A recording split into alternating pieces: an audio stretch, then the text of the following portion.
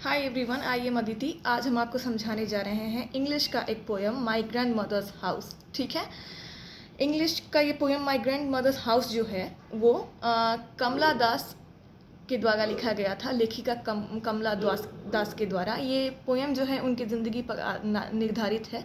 वो अपने दादी के याद में एक पोएम लिखी थी। ठीक है।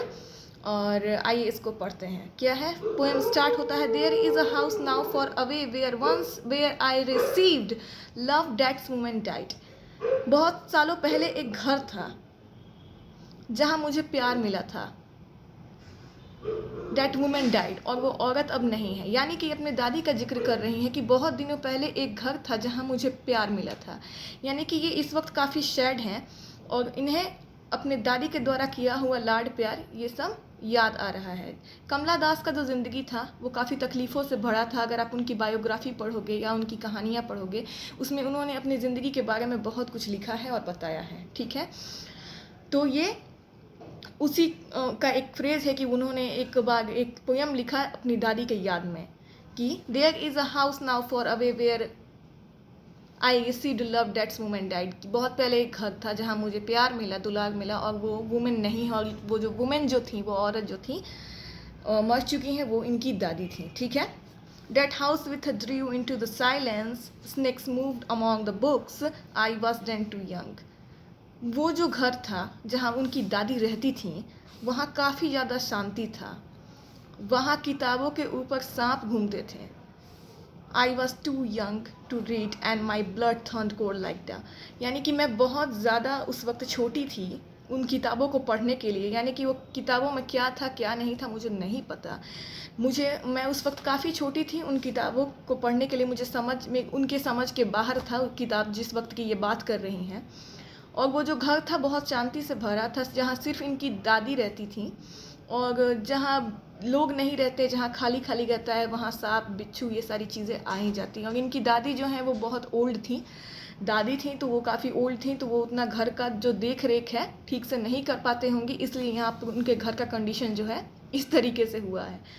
तो वो जो घर था, withdrew into the silence, snakes moved among the books. वहाँ पे बहुत घोर शांति, सांप किताबों के ऊपर चल रहे हैं। I was too young to read, वो और उन किताबों को पढ़ने के लिए हम बहुत छोटे थे। And my blood turned cold like the moon, यानी कि उन चीज़ों को देख के my blood turned cold like the moon, यानी कि मेरा खून जो है वो ठंड हो जाता था चांद की तरह। यहाँ पे कहने का मतलब है उन सीन्स को देख के मुझे बहुत ज़्यादा डर लगता था। आप जब बहुत ज़्यादा डरे हुए होते हो तो आपके हाथ पैर बहुत ज़्यादा कोल्ड हो जाते हैं। तो यहाँ पर ये बताना चाह रही हैं कि मेरे खून उस वक्त ठंडे हो जाते थे लाइक द मून, चांद की तरह। यानी कि मुझे वो स्नेक्स को यानी कि उन चीज़ों को देख के इतना ज़्यादा डर लगता था कि मेरे जो खून है उस वक्त बहुत ठंड हो जाते थे। How often I think to going there, मैं सोच रही हूँ कि अब मैं उस घर में दोबारा जाऊँ। यानी कि ये बहुत दिनों से वहाँ पर नहीं गई हैं, इनके अपनी दादी की याद आ रही है और ये सोच रही हैं कि अब मैं वहाँ जाऊँ। To peer through the blind eyes of the window और just listen to the frozen air. Blind eyes of the window, यहाँ पे मतलब है blind eyes of the window की ये जो खिड़की की आंखें हैं वो अंधी हो चुकी हैं। यहाँ पे blind eyes of the window का मतलब यानी कि वो बहुत ही पुराना घर है जहाँ खिड़की जो है खिड़की की जो आंखें अंधी, यानी कि वो धूल मिट्टी से इतना ज़्यादा वो खिड़की भर चुका है। इनके कहने का यहाँ अर्थ है कि अब वो ब्लाइंड हो चुका है, यानी कि उस खिड़की के आर पार कुछ नहीं दिखता है और वो खिड़की जो है बिल्कुल अंधा हो चुका है। एंड क्या वो लिख रही हैं उसके बाद, और just listen to the frozen air, और मैं वहाँ की फ्रोजन एयर को यानी कि वहाँ की हवाओं को सुन सकूँ, यानी वहाँ की तेज़ हवाओं को सुन सकूँ। ठीक है। और in the wild despair pick the armful or darkness to bring in there to die behind my bedroom or door like a boarding. यानी कि यहाँ इनके कहने का मतलब है, आइए हम आपको बताते हैं। और to wild despair pick and the armful or the darkness to the bring, मैं वहाँ जाऊँगी, वहाँ से अपने बाहों में डार्कनेस टू ब्रिंगी, यानी कि अंधेरे समेट के लाऊंगी। Hair to die behind my bedroom, और मैं अपने दरवाजे के बाहर रख दूँगी। डोर लाइक अ ब्रूडिंग, और मैं अपने दरवाजे के बाहर उसे रख दूँगी। देखिए इनके कहने का मतलब है कि मैं वहाँ जाऊँगी, मेरे अब वहाँ पर तो कुछ है नहीं, मेरी दादी तो ज़िंदा है नहीं कि मैं उनका लाड दुलार और दुआएं लेके आऊँ। लेकिन उस घर का जो अंधेरा है वो मैं समेट के ले आऊँगी। डार्कनेस लाने की बात करें, यानी कि इनका कहने का अर्थ है मैं वहाँ जाना चाहती हूँ अपने यादों को ताज़ा करने, एक बार अपने दादी के घर को देखने, और उन सारे चीज़ों को, आप कहीं जाते हैं कहीं पुरानी जगह तो सारी यादें ताज़ा हो जाती हैं, ठीक है। तो उस वक्त, और उस इंसान, बाई चांस आपकी लाइफ में कोई इंसान है ऐसा, दादी दादा नाना नानी जो कि नहीं है, हो सकता है, तो आप अब उन्हें तो नहीं ला सकते हैं लेकिन उनकी यादों को हमेशा लाना चाहते हैं, यानी कि कुछ तो मिले जो हम वापस लेके आए, मेरे पास कुछ नहीं है।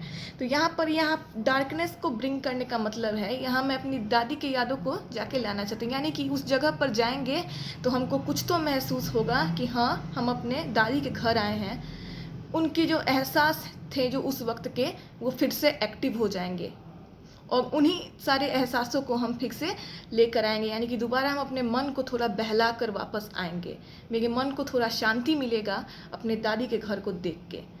तो यहाँ पे डार्कनेस को वापस लाने का यही अर्थ है कि हम कुछ यादों को लेकर आना चाहते हैं अपने बेड। और यहाँ पे इन्होंने कहा behind my bedroom door to like a boarding, यानी कि मैं अपने रूम के बगल में अपने दरवाजे के बाहर उन अंधेरों को रख दूँगी। तो इस कविता जो है वो इसी तरह के लैंग्वेज में लिखी जाती है, लेकिन इसको समझना हमें रियलिटी में पड़ता है, यानी कि ये लिखा तो रहता है शायरी की तरह, लेकिन इसे हमें समझना पड़ता है और इसका तर्क निकालना पड़ता है। तो इसका अर्थ यही था अंधेरों को लाने का, कि मैं जाकर उन एहसासों को दोबारा महसूस करना चाहती हूँ, और मेरे दादी तो नहीं है लेकिन उन सारी चीज़ों से हम कुछ देर रिलीफ, सुकून लेकर वापस आएंगे अपने मन में। Do you come on that believe darling, can you let the I leave the such house? क्या तुम्हें बिलीव होगा, ये जिससे ये बातें कह रही हैं कि मैं इस तरह के घर में रहती थी जहाँ सांप घूमते हैं, वहाँ के दरवाजे पर मिट्टी है, और मेरी दादी के साथ मैं वहाँ पर रहती थी। And was proud and loved, लेकिन मैं बहुत प्यार से और बहुत घमंड में रहती थी। मेरे दादी का घर और मेरा कंडीशन वहाँ पर ऐसा था, लेकिन फिर भी मुझे बहुत ज़्यादा घमंड और प्राउड था उस वक्त। दादा दादी हैं, परिवार है, वो कहीं भी रहे कैसे भी रहे, आप उनके राजा रहते हैं, वो छोटा घर हो या बड़ा घर हो, दादा दादी नाना नानी के लिए आप उनके राजा होते हैं। तो इस चीज़ के लिए वो बहुत प्राउड थी कि मुझे वहाँ बहुत प्यार मिलता था और मैं काफ़ी इस चीज़ का घमंड, मुझे गर्व था। Who was I lost my way the big now, सब कुछ जा चुका है, my way the big now, strangers do to receive love, और अब मैं गैरों के दरवाज़ों पर जाती हूँ प्यार खोजते हुए, यानी कि इनकी दादी तो अब नहीं रही हैं जो इन्हें प्यार दे सकें, और ये अपनी ज़िंदगी की बातें बता रही हैं कि अब मुझे प्यार ढूंढने के लिए गैरों के यहाँ, अजनबियों के यहाँ जाना पड़ता है, और मैं इधर उधर घूमती फिरती हूँ कि कहीं तो मुझे अपनापन का एहसास मिले। ठीक है, यहाँ इस पोएम से ये चीज़ पता चल रहा है कि ये काफ़ी अकेली हैं और इन्हें सपोर्ट और लव का बहुत ज़रूरत है, और इस वक्त इन्हें इनकी दादी की बहुत ज़्यादा याद आ रही है। ठीक है, and at least in A small changes, और मैं कुछ तो चेंज कर सकूं, यानी कि मैं कुछ तो ला सकूं। यहाँ पे कहने का मतलब है कि मैं वहाँ जाऊं और कुछ तो चेंज कर सकूं। मैं उन्हें वापस नहीं ला सकती, पर उनकी चीज़ों को वापस ले आ सकूं, यानी कि उन एहसासों को फिर से महसूस कर सकूं और अपने दिमाग को फिर से सुकून में ले आकर मैं वापस आ सकूं। ठीक है, और ये कहानी जो है उनकी ज़िंदगी पे निर्धारित है। सॉरी, ये पोएम जो है उन्होंने लिखा था, ये बहुत ही फेमस पोएम है और सबके द्वारा बहुत ज़्यादा पसंद किया गया था। ये पोएम यहाँ ख़त्म होती है। ये पोएम बहुत सुकून भरी थी, काफ़ी इमोशनल, हार्ट टचिंग पोएम थी, एंड आई होप कि मैंने आप लोगों को अच्छे से समझाया है। कहीं प्रॉब्लम होगा तो पूछिएगा, कमेंट करिएगा, और पसंद आएगा तो लाइक, सब्सक्राइब, फॉलो करिएगा। और मैं इंग्लिश मैनेजमेंट, मार्केटिंग सब कुछ पढ़ाती हूँ, और मैं इकोनॉमिक्स भी कभी कभी पढ़ाती हूँ। तो आप चाहो तो मुझे लाइक, सब्सक्राइब कर सकते हो और शेयर भी कर सकते हो। इतने देर मुझे सुनने के लिए thank you so much. Bye, take care, good night. मैं जल्द आऊँगी फिर नेक्स्ट वीडियो के साथ।